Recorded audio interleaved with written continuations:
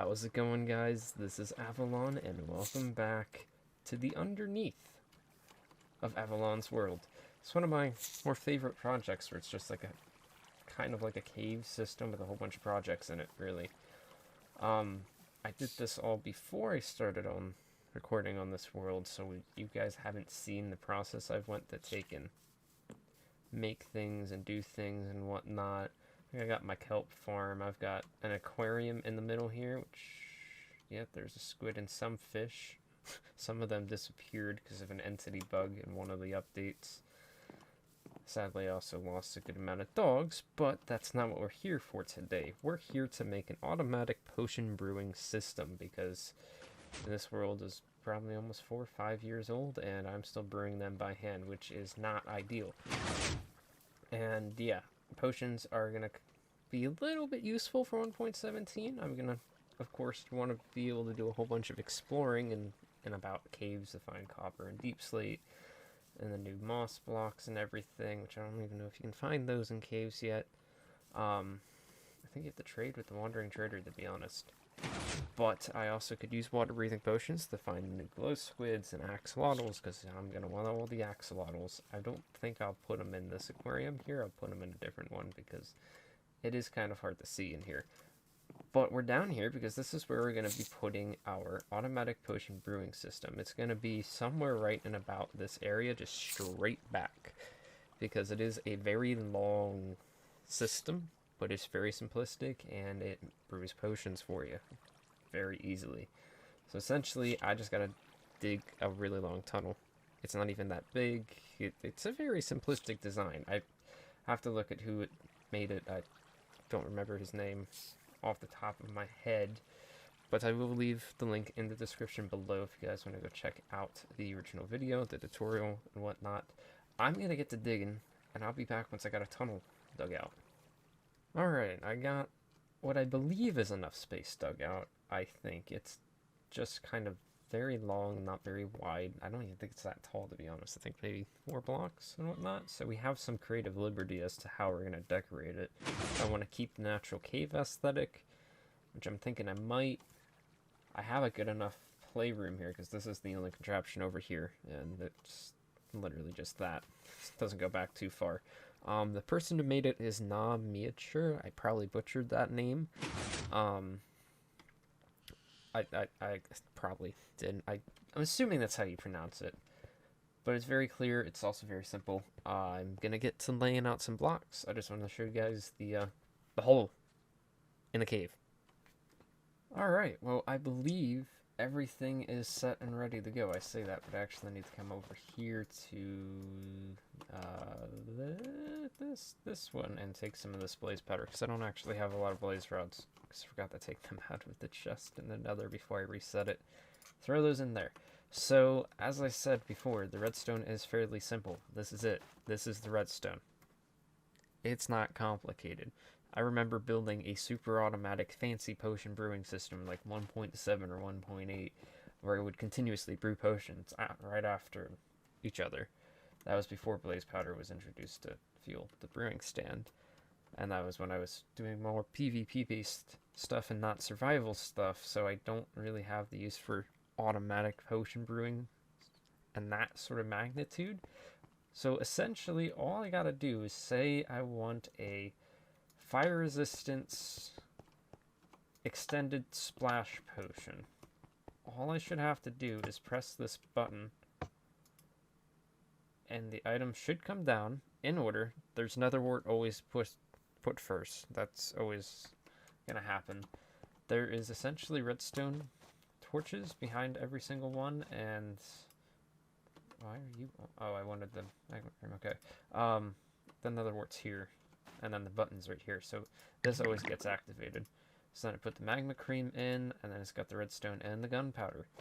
I probably could put would the hopper get locked if I put it here right next to the torch? I think it would. I can't put it there because it'll feed into that. So yeah, I'm just gonna have to put in the blaze powder by hand, sadly, but I don't brew potions a lot. So this will just give me a simple rundown. I got the ingredients all here. Like, we even got Rabbit's Foot. We got Potion of the Turtle Master.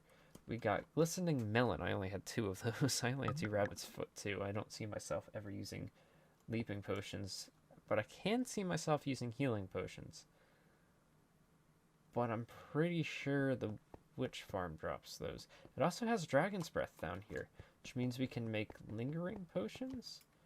I'm fairly positive. And I'm fairly positive if I come over here, I have a little gap here, and we take a Dragon's Breath, right? I've never actually messed with Lingering Potions. And we just throw that in there. Yeah, you need Splash Potions. So we're going to make Lingering Potions of Fire Resistance. Because why not, right? This chest here is literally just for water bottles. So then it leads to the question, how do we decorate this place? We obviously need some sort of little bit of storage, because you can only put so much ingredients in one of the droppers. Like I can only put 9 turtle shells. That is what it's called, right? This is turtle shell. Yeah, the turtle shell helmet in the dropper. So if I make a couple of them, I'm going to have to refill that all the time. Not that I see myself ever using that many potions, but we're going to need to make some storage. I'm probably going to make its own... I'll probably continue the grass, at least inside here. But the walls and whatnot and the ceiling I'm going to swap out for different materials. And then I got to make an access port so I can access the back here. And I might just cover it all in this warped block, because I might just leave it open so you can come back here and refill the droppers as needed. So I'm going to get doing that. I might be brewing... Oh, that went to 2 minutes of lingering only from 8 minutes of a splash potion? That is a ripoff. Come on now. Alright, well, cool, I guess. This is why I don't use lingering potions. So I'm going to get to building. But before I do that, you always have to unflip your levers before your next batch, because it'll just throw all the ingredients in. And right now there's nothing in there because we're waiting on the button to be pressed. So I'm going to get to building, and I'll be back with some progress updates. Alright, so I basically just covered everything up. I had to move this in because of how the entrance is going to work and whatnot. And I added some shroom lights, so technically we don't need this torch down here anymore. That maybe technically we do. I need to work on the lighting a little bit. I also added these signs down the bottom, so I don't have to look through each dropper to determine what's where. So when I'm refilling it, I can just be like, alright, I want to refill the pufferfish. Alright, cool. Or, oh, I need to, grab some rabbit's foot for something. Whatever. What would I grab a rabbit's foot for other than a leaping potion? And I put grass on the floor. I think it looks pretty good. I always like this aesthetic of the grass, even though it's not going to be cave-like and whatnot. And you can see the entrance right here is where I was talking about. So now I got to figure out what I'm doing with lighting, because I obviously don't want torches on the ground. And I got to figure out what I'm doing with this, because I'm pretty sure, yeah, that's exposed there. So I might have to rework that a little bit and whatnot. So I'm going to figure that out. I'll be back. And here we have a finished product. Nice and flush. Everything... I just picked up my trash. Nice and flush. Everything's good to go. Down this way and down this way. Use a lot of warped blocks. Please forgive me. I haven't done a lot with them, alright? And I really like the blue color aesthetic to it. And it kind of fits like the, alchemy theme. So it kind of works. I still got to work on the entrance here a little bit. Get some cobblestone and some andesite mixed in and whatnot. But for the most part, this is done. It looks pretty good, not gonna lie. A little simplistic, but that's okay.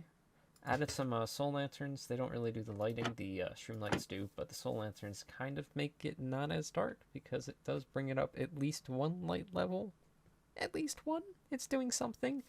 So it's mostly there just for looks and aesthetics to continue the blue aesthetic going around. I don't really care for these being here. I'll just put them like that. I wanted to use the chains, but to have them just over the cauldron, I don't understand. The cauldrons are there as aesthetic things too in the anvil for whatever reason. Storing some extra potion ingredients in here, nothing in there. I do gotta add a little water area here and I could literally just do this. And this is all I'd have to do is boom. And I just have to get my water bucket back. So that way I can fill in the water bottles right there and then just dump them in the chest. Nice and simplistic. There is a rendition to this that I have to make. He listed it, and I don't know in the comments or in the video itself, but there is a something to like make a potion of instant damage and night vision, or invisibility, I think. Invisibility would come in handy when moving mobs, because that actually works nowadays. So I want to go ahead and watch that clip, look at what I need to do, and make the rendition to this farm. But before I do that, you can see, and you can see in parts of the back walls, there's hints of purple that's actually crying obsidian. I haven't used it that much, and I figured, you know what, we're going to use it because I have some, because I have a good amount from the, whatchamacallit farm that we did, the piglin bartering system. And I think it kind of fits, because there's hints of purple in here, not black, obviously, but it just breaks up the even flatness of the wall here. And it just, you can also see there's little bits of particles effects. It just helps not make things look so flat, because I didn't want to put stairs and everything. I wanted to keep it simple, and this gave me an excuse to use crying obsidian. I'm also hearing a drowned. Thinking he's right above me in the swamp, which means I'm in the swamp over by the boathouse. Not quite sure. So I'm going to watch the little other clip here, see what the rendition is, and I'll determine if I'm going to do it or not, because I don't use invis potions that often. I can always just do that myself. So I will be back in just a sec. Alright, after watching the clip, I think I'm going to decide not to do it, because he actually has a lever right here. It would ruin my entire build aesthetic. If I want to do any of the, I think it was invisibility and instant damage, though I'm fairly certain if I just flick this with the fermented spider eye with that and hit the button, would it not create the invisibility potion? Because you need a fermented spider eye on top of night vision to make it. So I don't understand that part entirely. And instant damage, I don't really use that too much. And yeah, that's just gonna go in with the fermented spider and then the dust, so it's gonna make the invis. I don't know exactly what is going on in that. And instant damage, you need poison, and there's one potion you can make, and I forget what it is. Did I not have the resource pack installed with this? I had a resource pack that gave me everything here. It's one of my freaking vanilla tweaks here. I don't know. Yeah, let's go in with night vision, and I'll make an invis. Any day now. I'm waiting. Yeah, invisibility. I don't know what the clip's saying, that you need to turn off the nether wart to get invis. You can just let everything go through first. I think you can make instant damage with healing too, he said. Because that's healing, and then I don't know. I have to figure that out. I don't use potions enough to, you know, understand this stuff. And yeah, we have invis potions now. And water bottles get instantly replaced, so woo, invis, woo, let's go. So yeah, that's that. So I'm gonna work on fixing up the front of this, make it look a little bit nicer. And I'll be back once I fix the entrance. And I believe we can call this project done and dusted. I knew this wasn't going to take long. I was originally planning on putting it on the surface and whatnot. We're actually going to unflip you and brew some water breathing potions as I talk here, multitasking. Get everything to work. Are they coming in? There's the nether wart, and then we have the pufferfish and the redstone dust. Let's go. So I was going to put it on the surface, but I figured since it was literally, like, so long, right? That's what she said. I figured just put it in the underneath. Another project. It's closer to my storage area then, which is kind of ideal, and it gives the underneath another reason for me to come down here. So pretty cool stuff there. Here's the entrance. Nothing fancy. I moved around a couple slabs and stairs and whatnot. Put some lapis, even though there's lapis there and there. Probably should have picked some like diamond or something, because there's not many diamonds in this little section. Is there diamonds over here? Yeah, there's diamonds right there. There's a lot of lapis. I can put the lapis literally everywhere. If you're wondering too, you can see a lot of this place has the cobblestone stairs and slabs, but then I started using some stone slabs. They didn't arrive till later. I did this project long before those were even introduced. What is... That does not look right. We're going to leave it though. I also have foxes here too. That's what you're wondering what those noises were. But I like the entrance. I've been going with the item frames to identify what they kind of are. Like that's the with the what? No, what was I trying to say? The bamboo farm.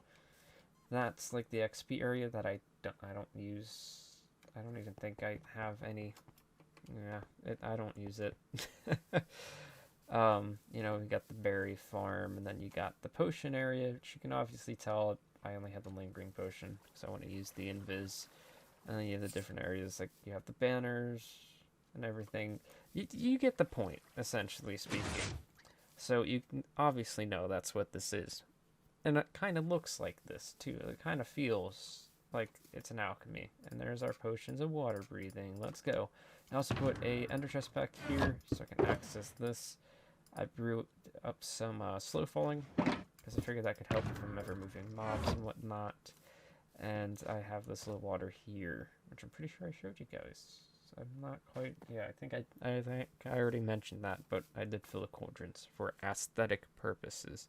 1.17, we can put some lava there, if that might be useful. Can it burn items? Ooh, if I can hold it in a cauldron, it can burn items. Trash can reinvented. Yes, I like that. So anyways, guys, that's going to do it for today's episode. A little bit of a shorter one. My apologies, but I changed things kind of around last minute, and there's not much else I can do that revolves around a potion brewing system and an alchemy lab. I mean, I could go and get some more. I need to get more ingredients, of course, but, you know, that's boring stuff, and you guys don't need to see that. So if you enjoyed this episode, make sure to leave a like. If you haven't done so already, make sure to click that subscribe button. I'll catch you guys in the next one, where it may or may not be 1.17. I'm not entirely positive. I might do another episode before 1.17. I haven't figured that out yet. Anyways, I'll catch you guys in the next one. Farewell.